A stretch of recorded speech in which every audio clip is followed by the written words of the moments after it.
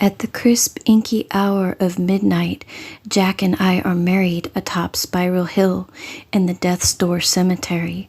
Wind stirs the bone-dry leaves, and Jack takes my soft ragdoll hands in his, the coolness of his fingers calming the flutter rippling across my stitched seams.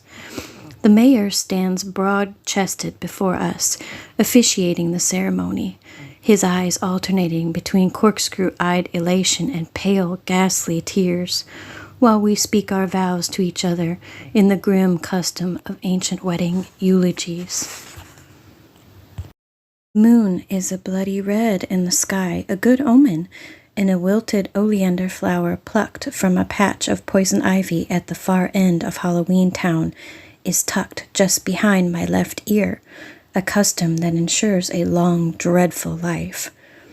I squeeze Jack's hands tighter, his black tuxedo tail sway in the cold night air, while my dress, stitched from a scrap of black spinster lace, sewn myself the night before, billows like a ghost in the breeze.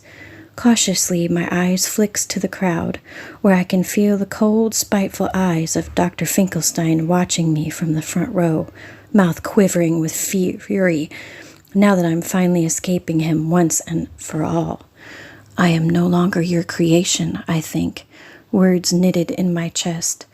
It seems unimaginable that barely a year ago I feared I might spend my life trapped in Dr. Finkelstein's lab, fated to only ever watch Jack from afar, loving him, but certain he would never know the ache I felt whenever he looked my way. But after Jack tried to steal Christmas from Santa Claus, after he nearly died venturing to the human world to deliver our grim presents on Christmas Eve, with Zero leading his sleigh of skeleton reindeer, a plan I sensed was doomed from the start, I knew I couldn't spend my life without him. I knew I wouldn't waste another night.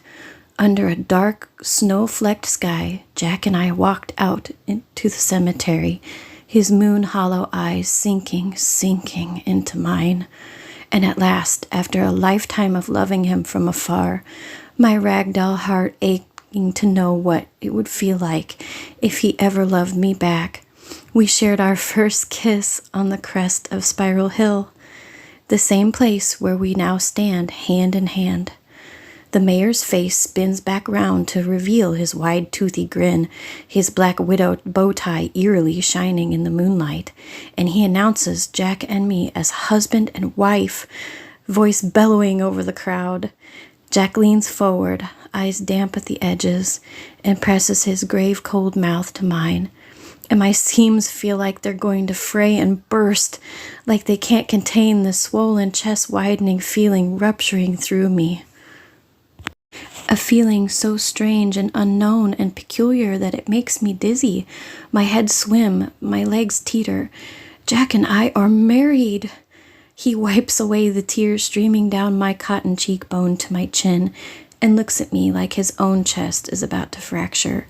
And for a moment, I'm certain they should just bury us both here at the center of the graveyard, married and died on the same day, unable to contain the unspeakable, awful, wondrous emotion breaking against our eyelids.